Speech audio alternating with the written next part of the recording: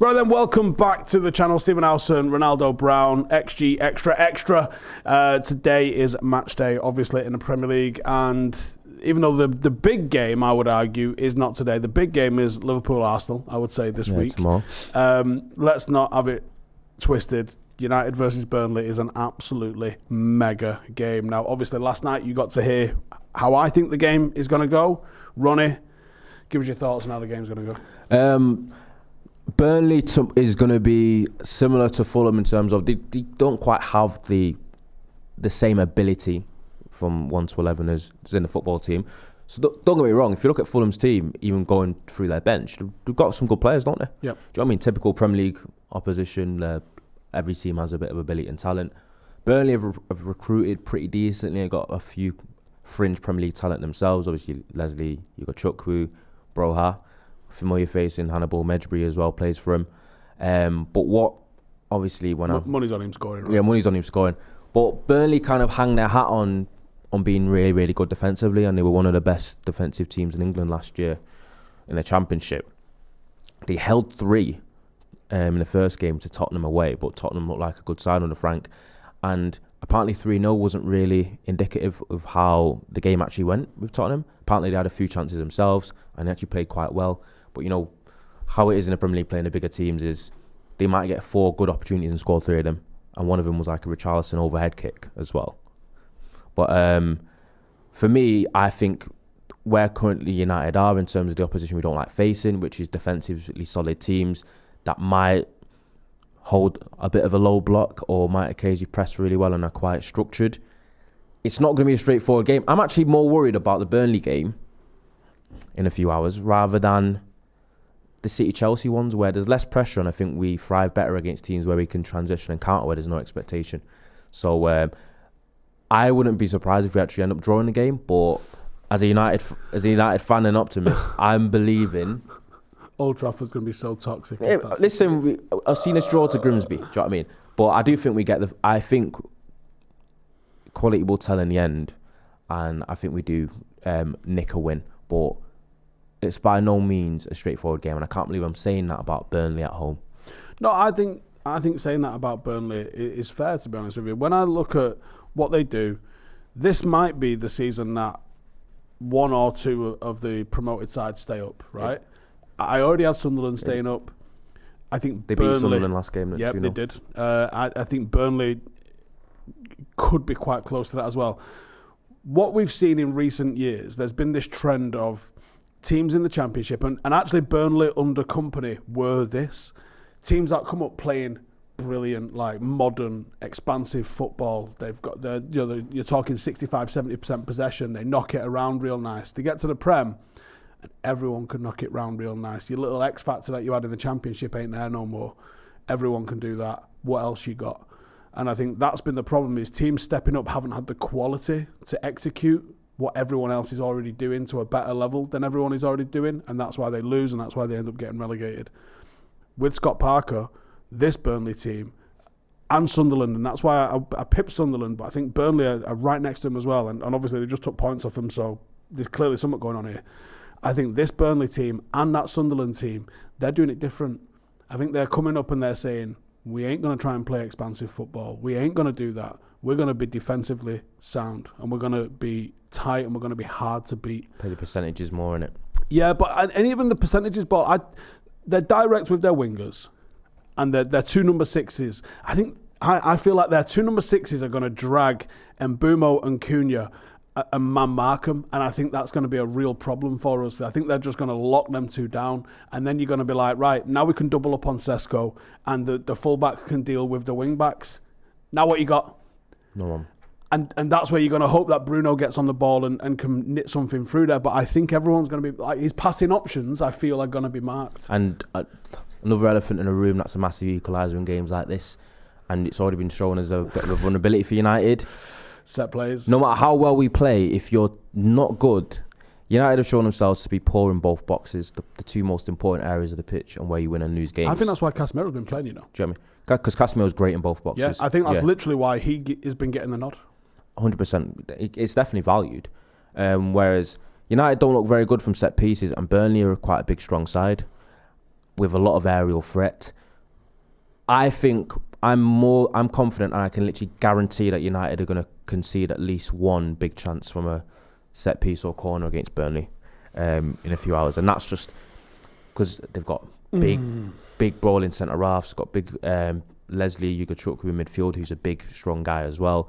They've got an aerial threat up front, and United have looked a little bit feeble because outside, especially when Casemiro doesn't play, which he probably will, outside of Maguire, who doesn't really start because it's him or Delit. Then Euro's decent in the air as well. United aren't that great aerially or very strong, and then we've got two goalkeepers as well that are not very good defensively from set pieces, and I'm guarantee they're going to be targeting that, because this is in a league now where the margins are very narrow. United can play well tomorrow, get chances, dominate the game. They get a set piece. They get one set piece corner, and they score a goal, and that's how quickly things can change against you. Yep. So the other big game this weekend, it's on Merseyside. There are two teams that are both with perfect records. Last year's runners-up going to a team that has started off sensationally. Paddock versus Clay Brow. How do you think it's going to go? I think... hey, do you see how that all lined up? It's lined up, but we weren't runners-up. Was it runners-up? Yeah, we came runners-up, mate. Okay, now... That's brilliant. That's top. That caught me off guard. Like that, didn't you? Anyway, we play at 3:00, so we are going to be missing the Burnley game live. Yeah. But before we do go on to Arsenal Liverpool, because that is this weekend's biggest game. Just give me your 20 seconds on how you think today's game is going to go for us at 3:00. You excited? You nervous? I'm excited. I actually thrive more in these type of games than. I don't know if it's a motivation thing but literally my whole playing career, I feel like I always played better the bigger the game was, but the only issue is bigger games don't happen too often, so you need to be great all around. Yeah, but I'm pretty excited and confident. I'm actually quietly confident as well. Yeah. I'm excited. I think if we had Damane and Michael O playing in this game, I would think that we could go and take it. I'm a bit more 50-50 in this one, but I think it's going to be a good game. And I live for these games. I think this is where you find out what it's all about. But yeah, all these so Clay Brow from Merseyside, we both got a perfect record, and that's why I thought it lines up real nice for the Arsenal Liverpool game so far. But Arsenal Liverpool, perfect records for both of them. Liverpool have looked, I think, really suspect defensively. It's at Anfield as well. That kind of gives them. It's just that they're pretty good at Anfield, Liverpool under Slot just have the massive equaliser where they can be quite unstoppable going forward. And we got at Arsenal, and we ain't good. Canate's had a really, really dodgy start to the season as well, because he's all like Baleba. He had question marks over his contract and his future in Real Madrid, and he's kind of played like a head case as well. So Van Dijk's having to look after him. Also, Slot has played wing backs at full back and Frimpong's injured now, but he played because Bradley's just come back to fitness. He played Dominic Szoboszlai. Yeah. I think that's the first time I pronounced his name that perfectly. As a right back, and I'm not lying to you, he played decently well at right back. Fully enough, he's a bit of a utility player now. I think the way modern football is, if you can play in the six, you can play full back. Yeah, and also he's a bit of an athletic monster. But I think the way Arsenal have looked and the way Liverpool have looked, and I thought this before the season started, I think Arsenal are more favourites to win the league than me, and I think it's more likely Arsenal win tomorrow at Anfield than Liverpool win. I wouldn't be surprised if it was a draw. That's a big shout. Do you know what I mean? But I think they have no Saka though. Saka's injured. Havertz is injured. But I think Arsenal found out last season that injuries derailed them massively because their depth wasn't that great. They have much better depth this season. So I think they're going to be stronger than last season. And I think we're getting a run out for Eze. And for me, with how they've looked defensively and Isak's not over the line yet, I don't think Liverpool's depth looks a bit weird as well. Yeah, they've kind of gone a bit lopsided with what they've got up front. They're trying to get Gehi and Isak over the line before deadline day to kind of bolster that depth a little bit. But I think as for tomorrow, Anfield, Liverpool, hard to rule them out, but I can see it being a draw at best for Liverpool, if not Arsenal win. Right. You lot give us your predictions in the comments. United, Burnley. Give me your prediction. What score? I think United win 2-1.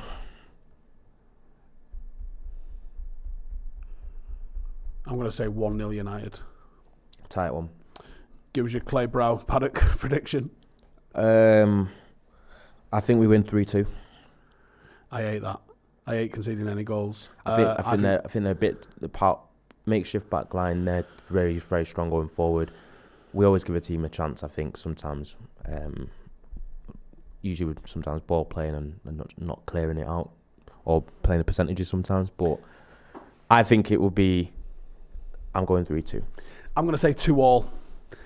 And how I'm with that is who scores the equaliser at the end. Is it us that gets the equaliser? I'll be happy. If it's them that gets the equaliser, I'll be devoed. So I don't know how that's going to go down, but I can see that being the case. All right, Arsenal-Liverpool. Arsenal-Liverpool, I think, will be high scoring.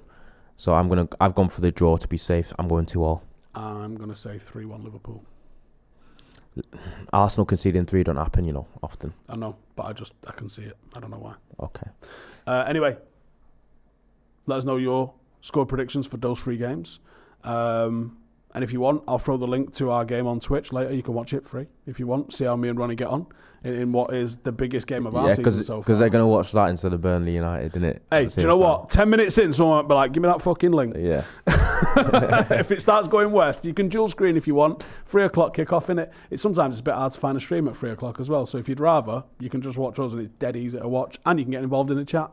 But either way, I'll throw the link in the description if you want to come and watch us. If 15 minutes in United are stinking the gaff out, come watch Paddock. Hopefully we're not stinking the gaff out. And someone hopefully will be perfect tomorrow.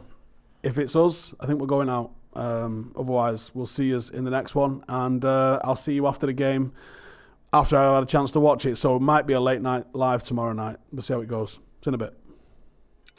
Hey, thank you for watching the video. If you are new around these parts, then don't forget to subscribe. My channel is proudly supported by my community on Patreon.